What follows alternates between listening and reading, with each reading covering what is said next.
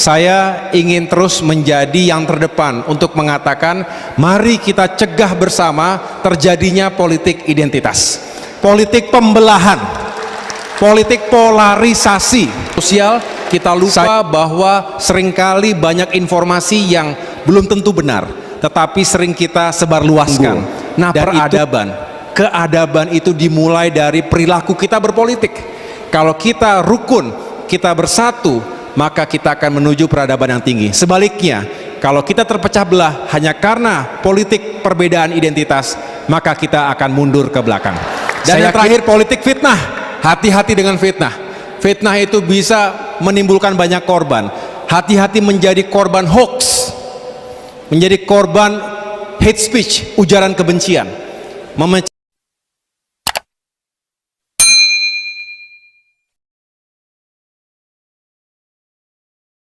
yang lain. Demos kratos, kekuasaan itu di tangan rakyat, betul? Nah, kalau dipancing bisa semuanya. Kekuasaan di tangan dari rakyat, untuk rakyat, oleh rakyat, betul? Dari rakyat, oleh rakyat, untuk rakyat. Jadi kekuasaan tertinggi di mana? Ada pada rakyat. Oleh karena itu kita harus menjunjung tinggi demokrasi, karena itu adalah milik rakyat, kebebasan.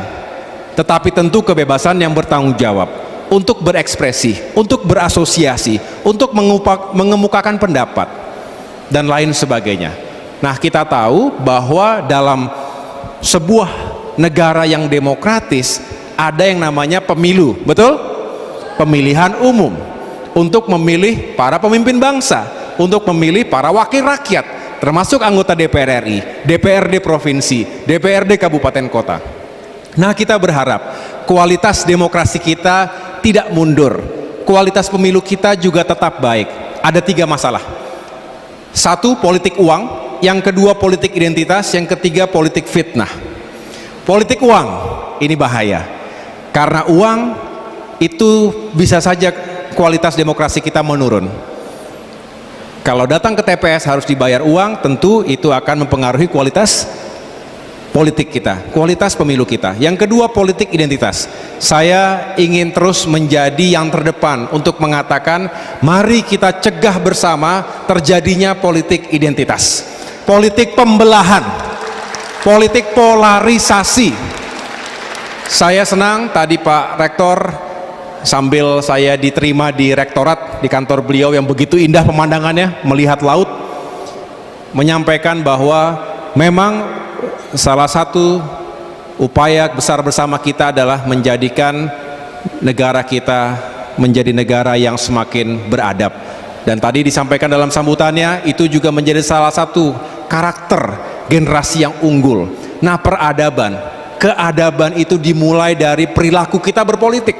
Kalau kita rukun, kita bersatu, maka kita akan menuju peradaban yang tinggi. Sebaliknya, kalau kita terpecah belah hanya karena politik perbedaan identitas, maka kita akan mundur ke belakang. Saya yakin Unwira memiliki tekad menjadi yang terdepan untuk juga sama-sama mencegah terjadinya eksploitasi politik identitas. Sepakat semuanya? Dan yang terakhir, politik fitnah. Hati-hati dengan fitnah. Fitnah itu bisa menimbulkan banyak korban.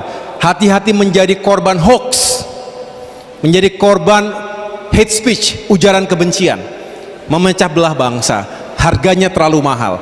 Gara-gara kita asik di media sosial, kita lupa bahwa seringkali banyak informasi yang belum tentu benar, tetapi sering kita sebarluaskan, dan itu menimbulkan perpecahan di antara kita.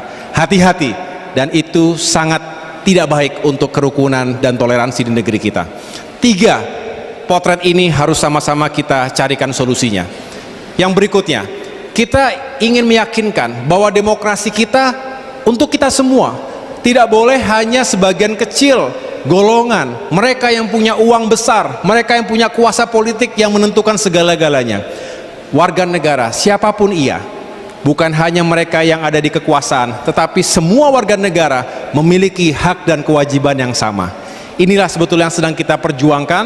Jangan sampai kemudian ada yang merasa takut hidup di negerinya sendiri, jangan ada yang merasa takut berbicara di negerinya sendiri.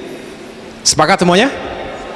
Karena ini adalah negeri kita sendiri, bukan milik siapa-siapa. Kalau bukan kita yang mengisinya, lalu siapa lagi? Saya lanjutkan. Kita juga tahu ada permasalahan di sektor keadilan dan penegakan hukum. Adanya upaya untuk menggunakan hukum sebagai instrumen politik, lalu penegakan hukum yang tebang pilih, tajam ke bawah, tumpul ke atas, tajam ke lawan, tumpul ke kawan. Adil nggak kalau seperti itu? Tentu tidak adil. Bukankah ketidakadilan merupakan sumber semua permasalahan yang ada di dunia? Injustice is the mother of all problems.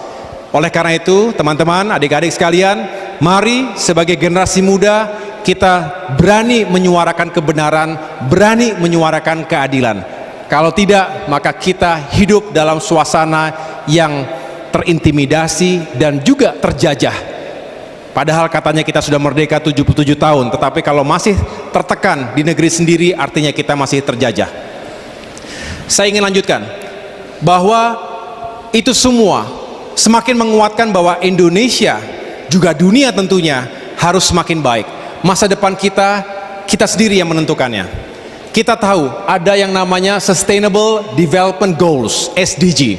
Ini adalah sebuah agenda besar dunia yang ditetapkan oleh PBB, Perserikatan Bangsa-Bangsa, di mana tahun 2030 diharapkan sudah tidak ada lagi kemiskinan yang sangat ekstrim, tidak ada lagi masalah kelaparan, kemudian lingkungan hidup juga bisa kita pelihara dengan baik. Tetapi apa yang terjadi?